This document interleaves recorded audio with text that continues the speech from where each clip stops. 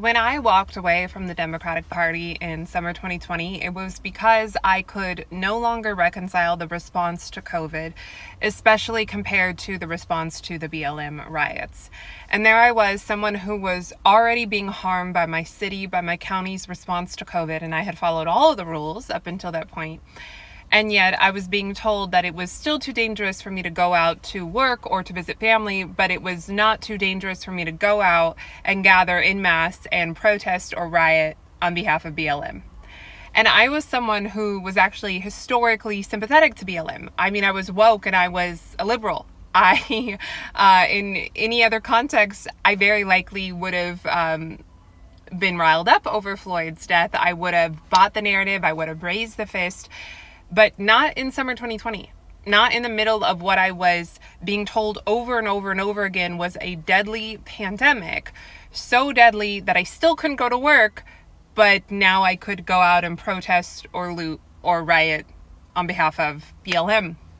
And despite my liberal leanings and my Democrat history, I could not stomach the blatant hypocrisy that was punching me in the gut.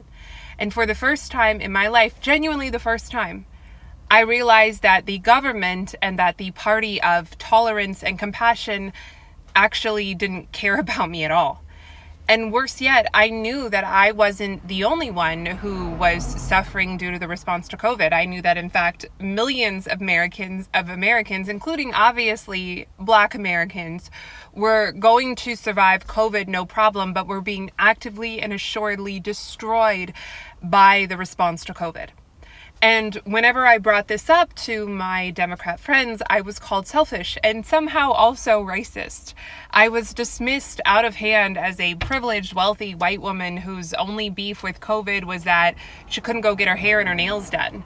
I was told I was a callous person who didn't care about other people, who didn't care about grandma, who didn't care about people of color and the oppressed. And there I was, someone who the left, should have been a champion of. I was a liberal woman towing the poverty line. I was a liberal woman who at the time was in a weird living situation. I was a liberal woman who struggles sometimes to maintain, good and balanced mental health, and being isolated and told to stay home and not go to work and not visit family didn't help any of that.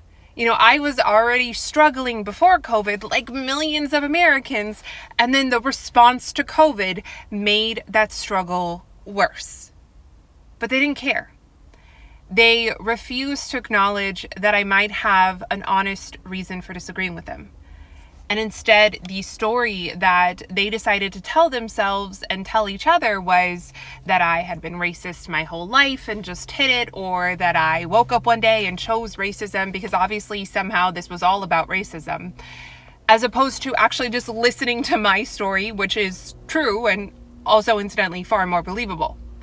So I walked away from the Democratic Party, and I didn't even go straight to Christianity or conservatism or to being outspoken the way I am now. I just walked away from Democrats. And that's why I relate to Donald Trump, who I started liking in 2020 after years of hating him, because at the time, and a lot of people forget this, at the time he was the only one speaking up about opening the country again. And of course, now in retrospect, I know he wasn't the only one, but you have to understand that when you are someone who knows nothing about politics the way I was, the way most Americans are, you don't know who all these different senators and governors are, especially when they're not your own. You don't know anything. You just know the president. I knew I hated him, but then I also suddenly knew that he was someone who was at least remotely pushing back against this narrative. And it truly was a situation of the enemy of my enemy became my friend. And once I started looking into him, I was shocked at how much I had been lied to. I mean, I'm still shocked. One of the things that stands out is, seeing the full Charlottesville press conference and seeing that, in fact, he did not say there's very fine people on both sides, meaning the hateful people. And then I went on to see montage after montage, compilation after compilation of him condemning white supremacy, when I had it on good authority that this man had refused to do so much, but he had done it over and over and over again over the course of years. And I came to the only logical conclusion that a person can come to once They look into it for themselves, and that is that if this man were even remotely as bad as they say he is, they wouldn't have to lie. They could just tell me the truth. And I know what it's like to be lied about. I know what it's like to be willfully and maliciously misinterpreted. I know what it's like to be portrayed in the least charitable light possible. I know what it's like to fight for good and just causes and to be called evil and racist and misogynistic because of it. I know what it's like to have them come for you, for your beliefs, to have them come for your income, for your job, for your ability not only to thrive, but also just to survive. I know what that's like, and that's why I feel it so much when he says they're after me, he's just standing in the way. Because it's true. The left is vicious, they're hateful, they're un-American. They will stop at nothing. And I know because I'm an apostate and they happen to hate us the most. They will do to you and to me and to all of us what they have done to Donald Trump.